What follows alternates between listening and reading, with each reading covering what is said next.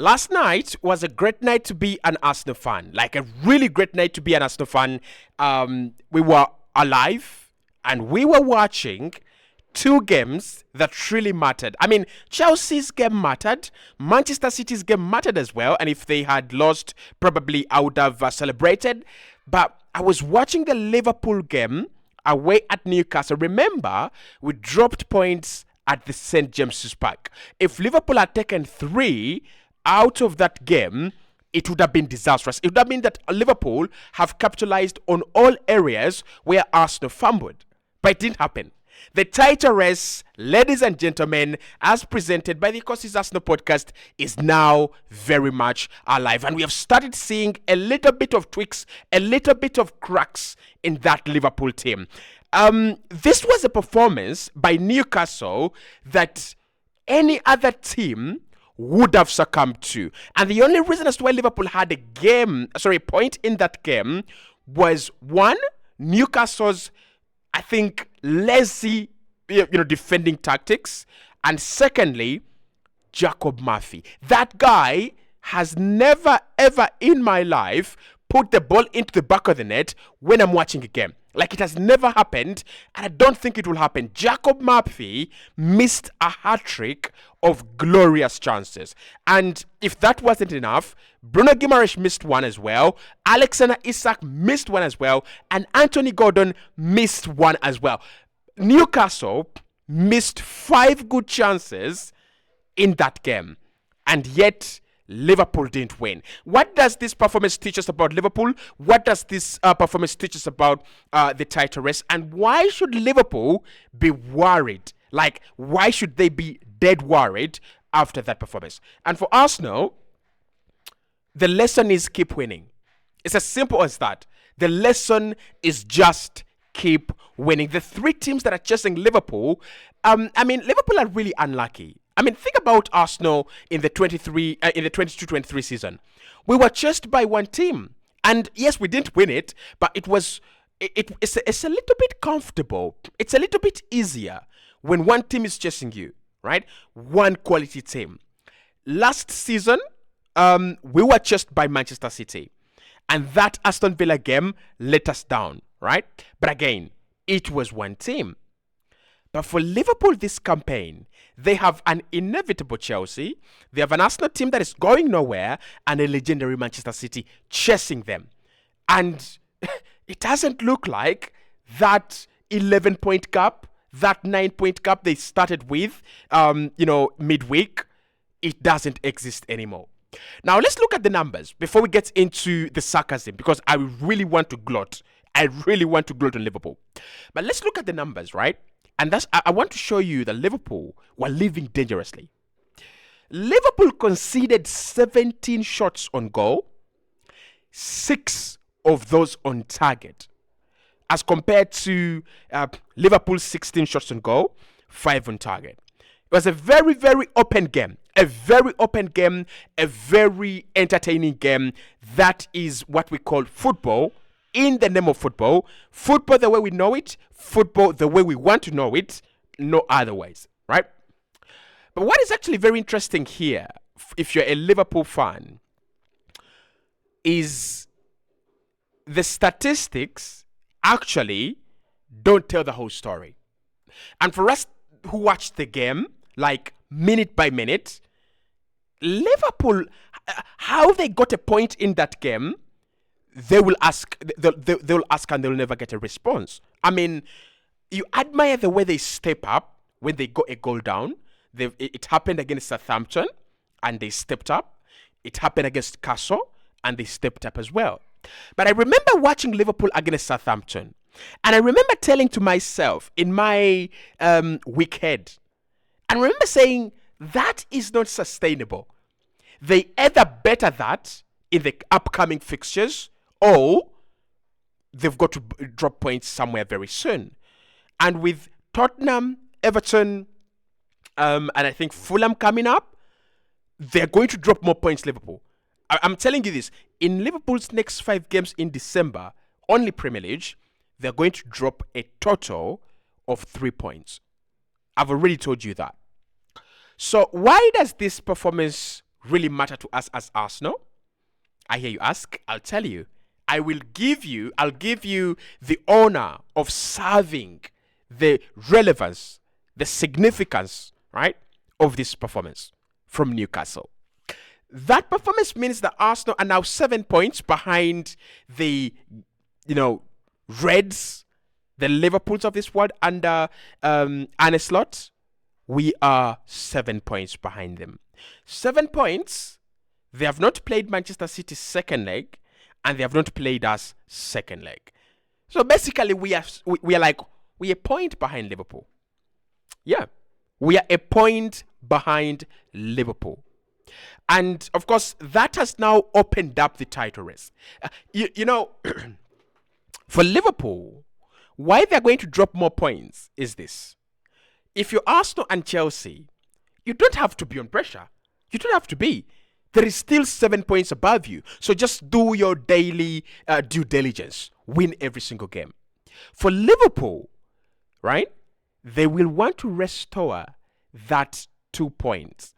Those 2 points they have dropped. And in order to do that, they'll have to look back.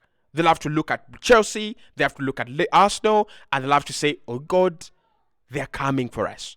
Right? They will feel as if those 2 points are so much. And that's how you lose a title race. I mean, I'm an Arsenal fan, and I know how you lose a title race, and that's why I'm speaking about this topic. You lose a title race by looking back at that team that's coming. We looked back at City. For the first time we lost. For the second time we lost the title. And the reason as to why City always win the title in the last 2 months of the season, 3 months of the season, they never look back. Those bloody pirates, they never look back. The moment they put their ship at sea, it's gone. It's gone. They don't look back. Regardless of the storm, regardless of the waves, regardless of the icebergs, they don't look back. They're pirates. So I don't think Liverpool have that piracy mentality. I don't think Liverpool, I think they have the piracy mentality, but I think a washed piracy mentality. So I'm going to predict that Liverpool will enter the new year 4 points clear of Arsenal or Chelsea, or just 3 points clear of Arsenal or Chelsea. And that's where the real party, ladies and gentlemen, is going to begin. Because if you want to win the title, the last 19 games matter like nothing. And the reason that's why they matter is that you don't have a chance to redo the game. We drew against Brighton. We have a chance to redo the game. We drew against Manchester United. So we've beaten Manchester United. We have a chance to go and get another, 3 points. But in the last 19 games, you lose, you wait for next season. You draw, you wait for next season, right? Now, to the people who didn't watch the game, I want to shed a picture. I want to paint a picture of what Liverpool looked like, because I don't want people going, oh, cause you said Liverpool are weak now. Cause you said Liverpool have dropped off. They are not weak and they are not dropping off. But I want to shed a picture. I want to paint a picture for you, what Liverpool looked like and where the optimism comes from. I want to take you 2 weeks back. They were playing Southampton and they did win that game 3 goals to 2. 3 goals to 2? Yeah, 3 goals to 2. At some point in time, Liverpool led that game 1 goal to 0. And then Southampton equalized and got a second. Liverpool equalized and got a third.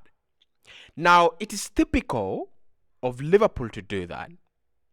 And anyone would say, well, this is winning mentality. This is winner's mentality. This is how you win games. This is how you win trophies. You don't win trophies by playing well in every game. Okay, we understand. But it is Southampton.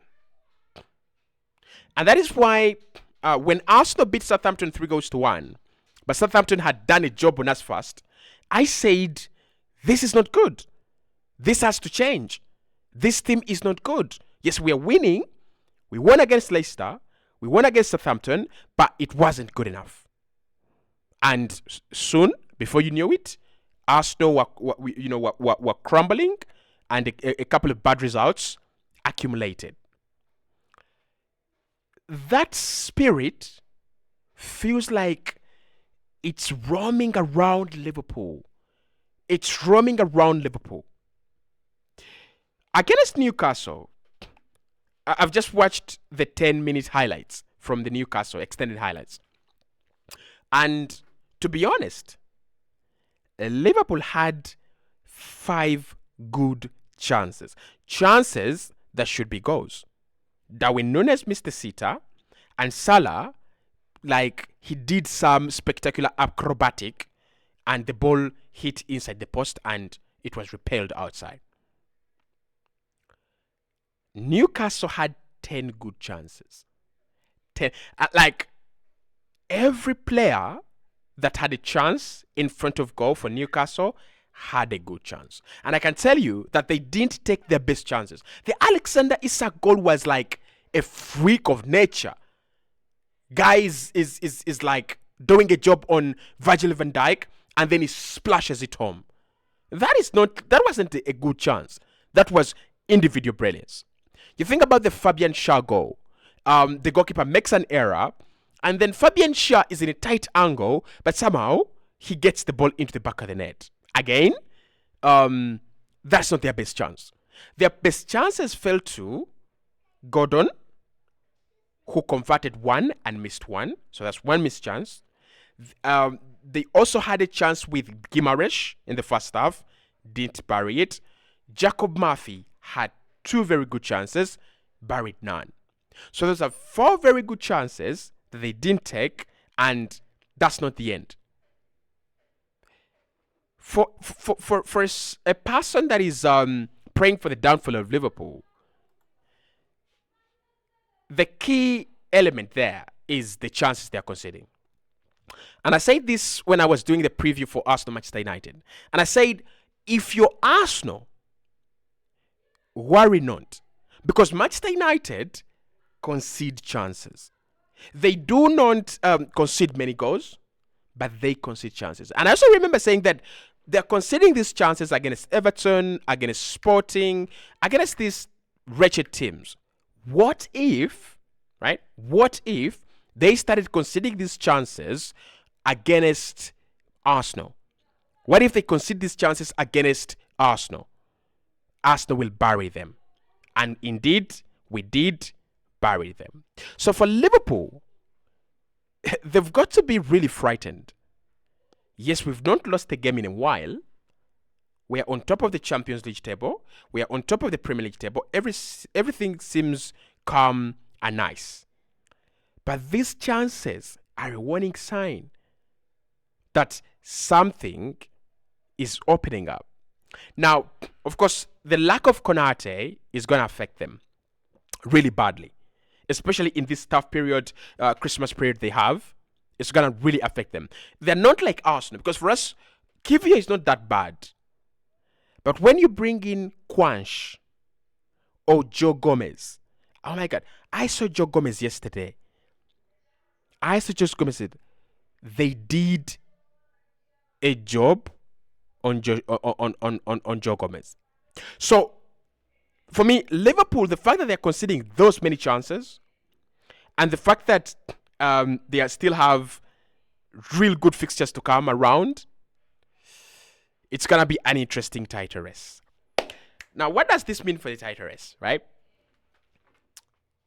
It means that it is just beginning.